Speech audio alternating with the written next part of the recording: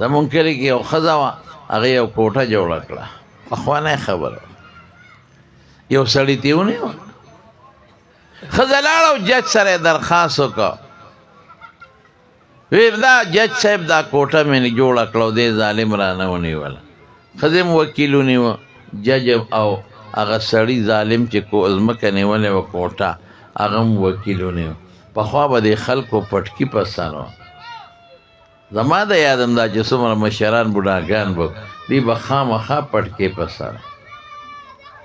نه جج به قوله وانه پټکې به یې په سر دا دغه وکیل دا هغه سړي وکیل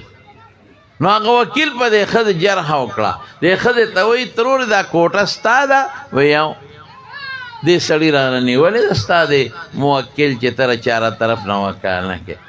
وی ترور یو تپوس ته نه کوم یې وایه وایي د دې کوټې څو لاړې دي دې کې برګې تیرونه څو دي دا کستی خو تا ته به د خپلې کوټې برګې لاړې معلومې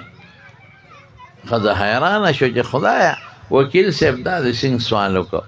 ما خو یو ځل جوړه کړې ده په خپله نه په لیبر مزدور ګلکار مې جوړه کړې ده ما خو یې دغه نه دي شمېرلې لرګې دا دې څه اوس که ویم چې خدایه ما ته یې لرګي نه دي معلوم نو وکیل صاحب وایي ستا څنګه کوټه ده دا خو ستا نه ده که ویم چې معلوم دي نو ما ته خو نه دي معلوم نو ښه ده هغه وکیل ته وایي وکیل صاحب وایي دا کوټه خو ما یو ځل جوړه کړې ده او دې ظالم رانه نیولې ده مې برګې لرګي نه دي شمېرلې خو هسې تا نه یو تپوس کوم چې ته دا پټکې هر ساروی او ماښام یې کوزې او بیا ساروی او ماښام یې کوزې ستا د دې پټکي څو ولدي په بوهېتل وکیل غلی شو چې خدای دا په کومې ښځې واوړې ده وی نه کوټه خو ما یو ځل جوړه کړه پټکې خو ته هر ساروی او ماښام روانې څو ولدي